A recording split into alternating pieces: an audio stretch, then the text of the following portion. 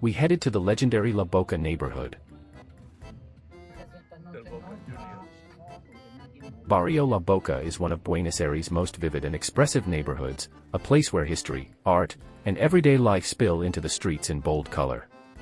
Located at the mouth, La Boca of the Riachuelo River, this barrio tells the story of immigration, labor, music, and passion in a way few places can.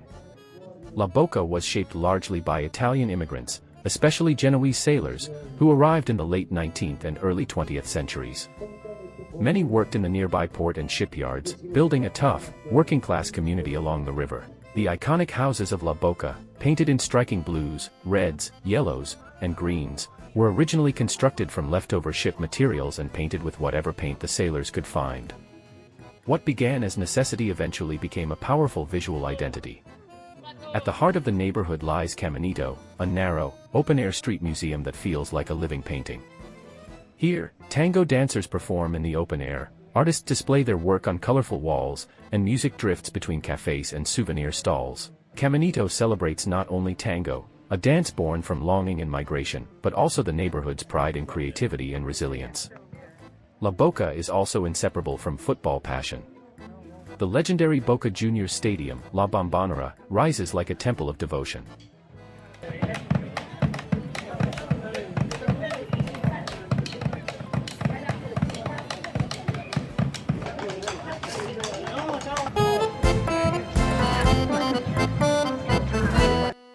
On match days, the barrio pulses with energy as chants echo through the streets and blue and gold flags wave from balconies.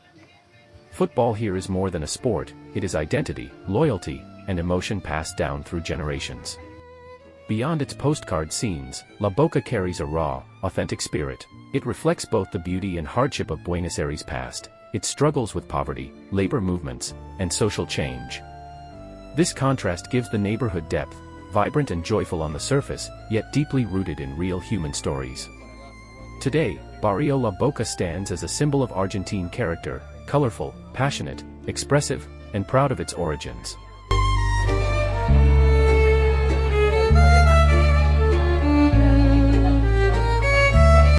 Walking through its streets is not just a visual experience, but a cultural one, where history sings, art dances, and the soul of Buenos Aires feels unmistakably alive.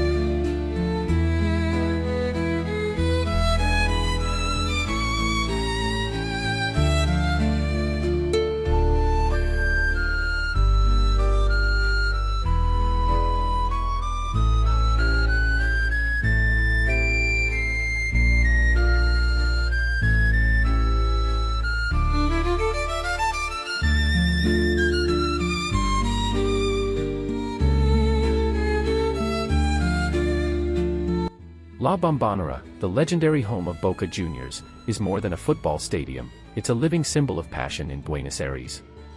Officially named Estadio Alberto J. Armando, its steep stands and compact design trap the noise of the fans, creating an atmosphere so intense it feels like the stadium itself is shaking.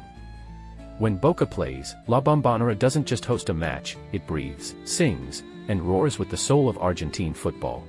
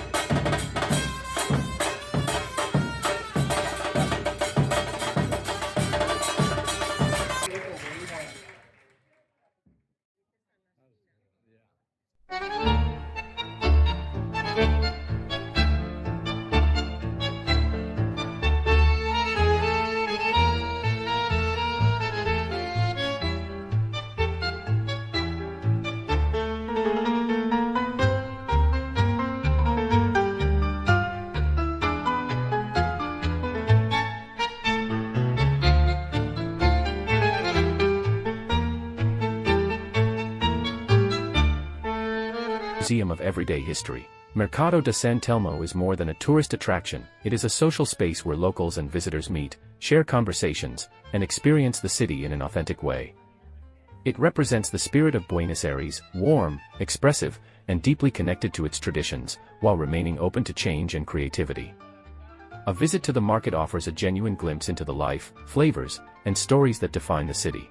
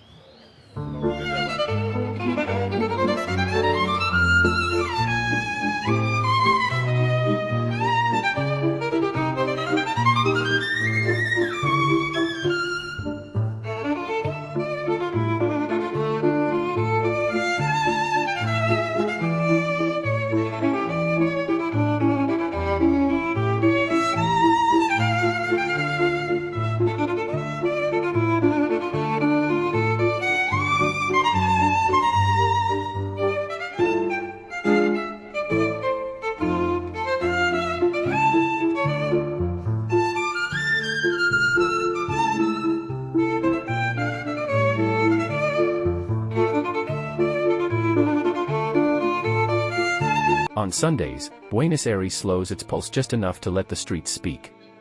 The city's street markets come alive as open-air theaters where daily life, memory, and celebration meet. Sidewalks turn into winding corridors of color and sound, filled with vendors calling out their bargains, musicians tuning guitars, and the steady murmur of people drifting without hurry. In neighborhoods like San Telmo, Sundays feel almost timeless. Antique stalls spill across cobblestones, displaying tarnished silver, old cameras, vinyl records, and yellowed photographs that seem to hold entire lives within them. Tango appears naturally here, not staged, but breathed into the air, when dancers pause the crowd with a sudden embrace and a slow, deliberate step. Tourists watch with fascination, locals pass by with knowing smiles, and for a moment everyone shares the same rhythm. Further out, markets like the Feria de Mataderos offer another face of the city. Here, Buenos Aires leans into its Criollo roots. Folk music echoes from small stages, artisans sell leatherwork and ponchos, and the smell of grilled meat drifts through the streets. It's louder, earthier, and proudly traditional, a reminder that the city's soul stretches far beyond its downtown avenues. Today is the last day of our stay in Buenos Aires. We will visit the beautiful parks and gardens of La Recoleta up to the edge of the Palermo neighborhood. Recoleta's parks and gardens along Avenida del Libertador form one of Buenos Aires' most elegant green corridors, a place where the city's aristocratic past, cultural ambition, and everyday urban life meet under wide skies and generous trees. Stretching beside one of the capital's grandest avenues, these spaces soften the scale of the city, offering calm, beauty, and continuity in a neighborhood long associated with refinement and intellectual life. Avenida del Libertador itself feels ceremonial. Broad lanes sweep past embassies, museums, and stately apartment buildings, while rows of plane trees and jacarandas frame views that change with the seasons. Along this axis, Recoleta's parks unfold not as a single garden, but as a sequence of landscaped rooms, each with its own rhythm and character, yet visually and emotionally connected. Plaza Francia, bordering the Recoleta Cultural Center and the iconic cemetery, is perhaps the most emblematic. By day, its lawns host families, students, and readers stretched out in the sun. By weekends, it transforms into a lively arts and crafts fair, echoing Buenos Aires' tradition of public culture in open air. The park's gentle slopes and mature trees create a sense of enclosure without isolation, making it both a social stage and a refuge. From here, the city feels human-scaled, despite the monumental architecture nearby. Moving north along Libertador, the greenery opens toward spaces like Parques, where contemporary design meets classical proportions. Sculptures punctuate the lawns, inviting contemplation and conversation between art and landscape. The park's proximity to the Museo Nacional de Bellas Artes reinforces this dialogue. Culture flows naturally from gallery halls into the garden paths, blurring the boundary between indoor and outdoor experience. One of the most striking landmarks along this stretch is the Floralis generica, a monumental steel flower that rises from a reflective pool. Set within landscaped grounds, it symbolizes renewal and modern Buenos Aires, opening and closing its petals with the light of day. Surrounded by lawns and walkways, it has become a gathering point, both futuristic and poetic, anchoring the parks along Libertador with a bold visual statement. What makes Recoleta's gardens special is not just their beauty, but their role in daily life. Joggers trace shaded paths in the early morning, office workers pause on benches at lunchtime, couples linger at sunset as traffic hums softly beyond the trees. The parks absorb the city's energy without erasing it, offering moments of pause along one of Buenos Aires' most dynamic arteries. Together, the parks and gardens of Recoleta along Avenida del Libertador express a distinctly porteño ideal that a great city must breathe. They balance movement with stillness, grandeur with intimacy, and history with reinvention. Walking through them, you sense that Buenos Aires is not only built of stone and asphalt, but also of light filtering through leaves, open lawns inviting rest, and public spaces designed to be shared. Tomorrow, we'll fly to Tenerife via Madrid. We leave Buenos Aires with a touch of melancholy. We had a wonderful time here. We've loved the kindness of the people and their passion for their country and football.